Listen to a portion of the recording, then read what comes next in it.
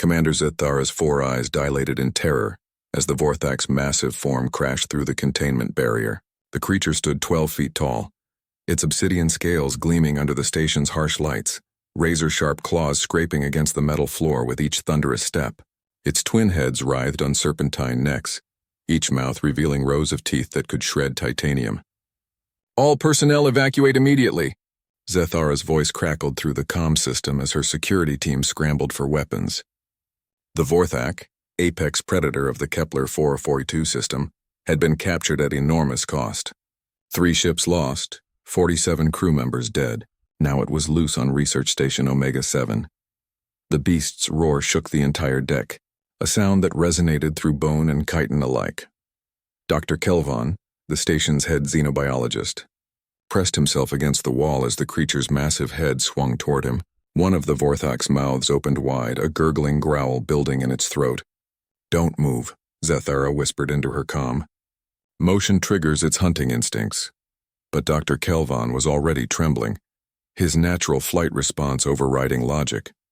The Vorthak's secondary head snapped toward him, both sets of eyes, burning amber orbs the size of dinner plates, locking onto the terrified scientist. That's when Chief Engineer Sarah Chen stepped out from behind a support beam. "Hey there, big guy," she said softly, her voice carrying none of the fear that permeated the air. Every alien on the station knew about humans, of course. The newcomers from Sol 3 who had joined the Galactic Federation only 2 decades ago. They were considered primitive by most standards. No natural armor, no enhanced senses, no telepathic abilities. Just pink, soft creatures with an inexplicable tendency to pet things that could kill them. The Vorthak's heads turned toward Sarah with predatory interest. She stood barely 5.5 feet tall, her brown hair tied back in a simple ponytail, wearing nothing but standard-issue coveralls and a tool belt. To the creature, she must have looked like the easiest prey in the room. "Sarah, get back!" Zethara hissed. "That thing will tear you apart." But Sarah was already moving forward, her steps slow and deliberate. She kept her hands visible, her posture relaxed despite facing a creature that had killed dozens of trained soldiers. The Vorthak's left head lunged forward with lightning speed, stopping mere inches from Sarah's face. Its breath, reeking of sulfur and decay, washed over her. Most beings would have fainted from terror. Sarah simply stood there, meeting the creature's gaze with calm brown eyes. "You're scared too, aren't you?" she said quietly. "All this noise, all these bright lights. This isn't your home."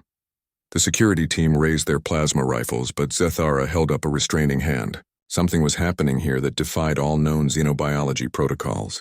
Sarah slowly raised her hand, palm open, fingers relaxed. The Vorthak's right head tracked the movement, a low rumble building in its chest. Every muscle in the creature's body was coiled to strike. "Easy, boy," Sarah whispered. "I know you're just trying to protect yourself." Her hand moved closer to the beast's massive skull. The rumbling grew louder, not the threatening growl they'd heard before, but something different.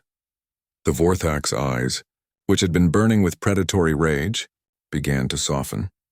Dr. Kelvin watched in stunned silence as Sarah's palm made contact with the creature's scaled forehead. The moment her skin touched the beast, everything changed. The Vorthak's rumbling transformed into something that could only be described as a purr, deep, resonant, and utterly impossible according to every xenobiological text ever written. The creature's massive heads lowered, pressing gently into Sarah's touch. "That's it," she murmured, her other hand coming up to stroke the beast's neck. "You just needed someone to understand, didn't you?" The security team lowered their weapons in amazement.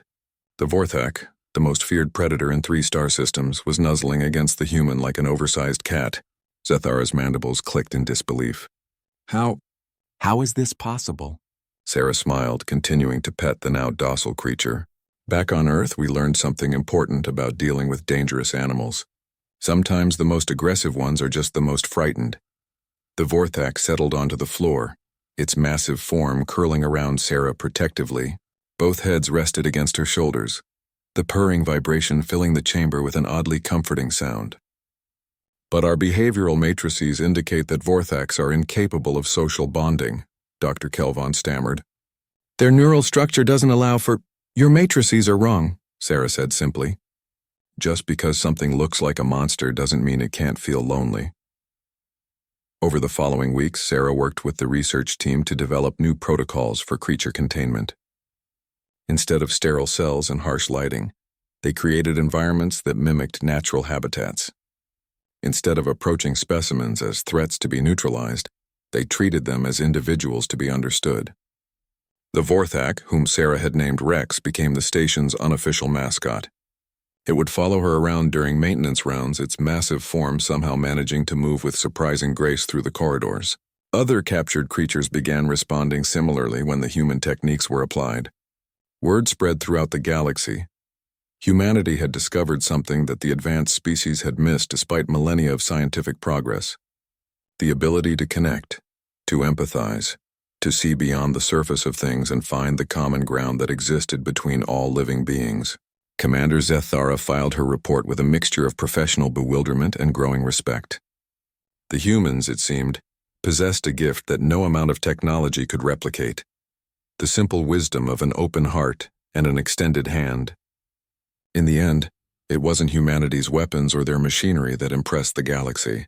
It was their inexplicable ability to turn monsters into friends, enemies into allies, and fear into understanding with nothing more than a gentle touch and a willingness to see the being behind the beast.